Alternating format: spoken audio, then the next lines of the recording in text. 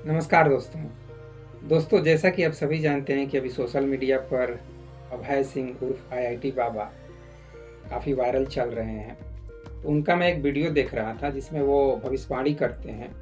तो पहले बागेश्वर बाबा भविष्यवाणी करने के लिए लोगों के बीच में चर्चा का विषय बने और अब आईआईटी बाबा उर्फ अभय सिंह भविष्यवाणी करने के लिए प्रसिद्ध हो रहे हैं। दोस्तों जैसा कि आप सभी जानते हैं कि आईआईटी बाबा एक न्यूज रिपोर्टर को दिए गए इंटरव्यू के दौरान वे कुछ भविष्यवाणी करते हुए दिखाई देते हैं, जिसमें सबसे जो इंटरेस्टिंग भविष्यवाणी लगी वह लगी मुझे बीजेपी पार्टी द्वारा नुपुर शर्मा को दिल्ली का सीएम कैंडिडेट घोषित करने की वो बात करते हैं और वो गारंटी देते हैं कि अगर नुपुर शर्मा जी को दिल्ली का सीएम कैंडिडेट अगर बीजेपी पार्टी घोषित करती है तो वे इसे पूरे दावे के साथ जिताने का दमखम रखते हैं। पता नहीं उनका कुछ ऐसा स्पिरिचुअल या डिवाइन कनेक्शन है, तो वो अपने उस शक्ति के बल पर वो दावा कर रहे हैं कि मैं नुपुर शर्मा जी को अगला सीएम बनाने की जिम्मेदारी लेता हूँ दिल्ली का। मुझे काफ़ी सबसे ज़्यादा इंटरेस्टिंग लगा। उसके बाद वे दूसरी भविष्यवाणी करते हैं कि 2025 के अंत तक तीसरा विश्व युद्ध होगा, शुरू हो जाएगा। और वो बोलते भी हैं कि अभी जो रशिया और यूक्रेन का युद्ध हो रहा है उसी से इसकी शुरुआत हो चुकी है। एनीवे, और तीसरी भविष्यवाणी जो करते हैं वो अगला पीएम के लिए करते हैं, जो कि वे योगी आदित्यनाथ जी को, जो कि अभी यूपी के सीएम हैं, उनको अगला पीएम के रूप में देखते हैं। और इसके साथ ही जब रिपोर्टर उनसे ये पूछते हैं कि आप मोदी जी का भविष्य कैसा देखते हैं, तो वे थोड़ा सा संशय की स्थिति में बोलते हैं कि वे इसी बीच, मतलब 2029 का जो इलेक्शन है, अगला लोकसभा का जो इलेक्शन है, उसके पहले ये राष्ट्रपति बन सकते हैं। तो यहाँ पे बल्कि रिपोर्टर जो है उनसे सवाल भी करते हैं कि आप भाई ये सकते हैं क्यों बोल रहे हैं, आप तो दावा कीजिए। जैसे आप नुपुर शर्मा जी को सीएम बनाने के लिए दावा कर रहे हैं दिल्ली का, उसी तरीके से आपको दावा करना चाहिए कि अगला जो राष्ट्रपति बनेंगे वो मोदी जी बनेंगे और अगला जो पीएम देश का बनेंगे वो योगी जी बनेंगे। ऐसे आपको दावा करना चाहिए। और इसलिए दोस्तों उनकी ये दोनों भविष्यवाणियों में कुछ खास दम नहीं दिखा, वे बस अटकलें लगा रहे थे। जैसा कि हम लोग चाय पे चर्चा करते समय कुछ चाय की चुस्की लेते हुए ऐसे ही कुछ बातें कर लेते हैं कि अगला पीएम योगी जी को बनना चाहिए, ऐसा ही कुछ। तो इन दोनों भविष्यवाणियों में कुछ खास दम नहीं दिखा। और दोस्तों जहाँ तक उनकी तीसरी भविष्यवाणी विश्व युद्ध वाली जो बात है, उनकी इस भविष्यवाणी में भी कुछ खास दम नहीं है, क्योंकि दोस्तों ऐसी कई सारी भविष्यवाणियाँ प्रसिद्ध ज्योतिषी या एस्ट्रोलॉजर नास्ट्रेदामस जी भी ऑलरेडी 500 साल पहले कर चुके हैं। इसलिए मेरी समझ से यह आईआईटी बाबा भी नास्ट्रेदामस की किताब कहीं पढ़ लिख लिए होंगे।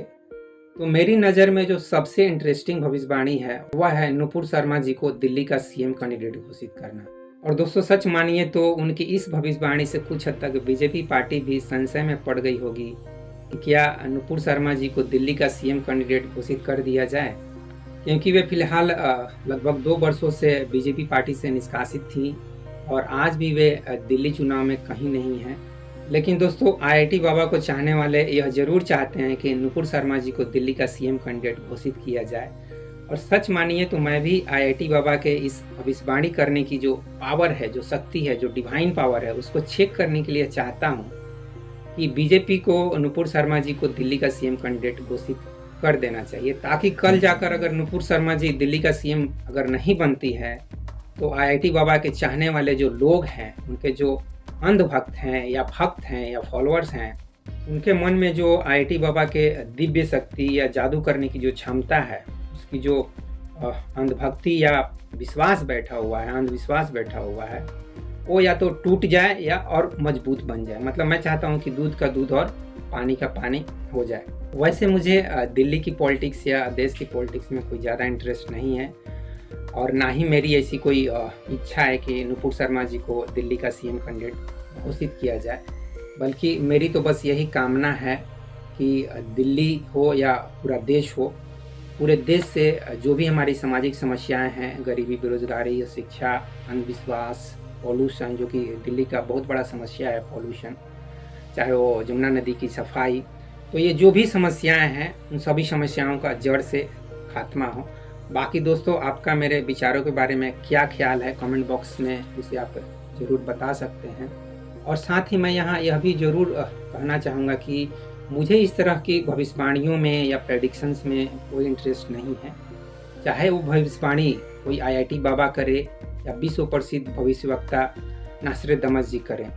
मुझे किसी की भी भविष्यवाणी में कोई इंटरेस्ट नहीं है, लेकिन हाँ, ना ही मुझे उनमें विश्वास है, लेकिन हाँ, मैं इस तरह के आईआईटी बाबा प्रति लोगों के मन में जो अंधविश्वास है, उसको तोड़ने के लिए यह ज़रूर चाहता हूँ कि नुपुर शर्मा जी को दिल्ली का सीएम कैंडिडेट घोषित करके उनका एक लिटमस टेस्ट कर लेना चाहिए कि उनमें ऐसी कोई शक्ति है या बस वो ऐसे ही बड़बोल की तरह कुछ भी बके जा रहे हैं। और दोस्तों, साथ ही मैं यहाँ यह भी ज़रूर कहना चाहूँगा कि उनकी ये सब जो बातें हैं, ये जो भविष्यवाणी करने की शक्ति, ये जो अंधविश्वास फैलाने की बात, इन सब बातों से मैं निश्चित रूप से थोड़ा सा दुखी भी हो रहा हूँ कि ये कैसा आईआईटीएन है, ये कैसा बाबागिरी है। और निश्चित रूप से जहाँ पर मैं अपने पिछले वीडियो में आचार्य प्रशांत को के साथ तुलना किया था आईआईटी बाबा की, तो मैं ज़रूर कहूँगा कि नहीं, आईआईटी बाबा से कई गुना बेहतर आचार्य प्रशांत हैं, क्योंकि वे किसी भी तरह का अंधविश्वास फैलाने की बात नहीं करते हैं।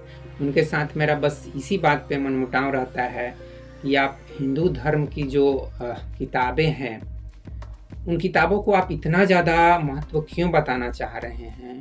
क्योंकि आज के समय पे हमको कर्म करने की सबसे ज़्यादा ज़रूरत है, ना कि उन किताबों की बातें करके लोगों के मन में एक अंधविश्वास फैलाने की ज़रूरत है। क्योंकि उन बातों को करके आप इन समस्याओं को ख़त्म नहीं कर पाएँगे। इन समस्याओं को ख़त्म करने के लिए हमको एक्शन करने की ज़रूरत है, ना कि किसी को ऐसे ही सीएम घोषित कर देने से या पीएम घोषित कर देने से समस्याओं का ख़त्म हो जाएगा।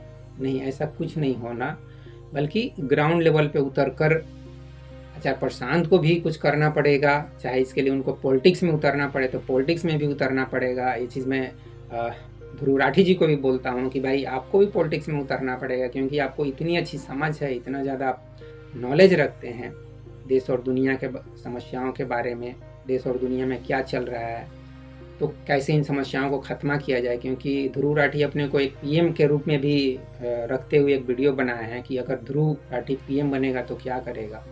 तो निश्चित रूप से जो भी लोग समस्याओं को ख़त्म करना चाहते हैं, उनको पॉलिटिक्स में उतर कर उनके अंदर जो भी जोश है, खरोश है, चाहे वो प्लानिंग की पावर है, उस पावर को इम्प्लीमेंट करने की ज़रूरत है ज़मीनी स्तर पर। तो इस वीडियो में बस इतना ही दोस्तों। बाकी इस वीडियो के बारे में आपके मन में क्या ख्याल हैं, क्या विचार हैं, उसे आप कमेंट बॉक्स में ज़रूर लिख कर बताइएगा। तो इस वीडियो में बस इतना ही। जय हिंद, जय भारत, जय विश्व, जय भगवान। Thank you very much friends इस वीडियो को देखने के लिए।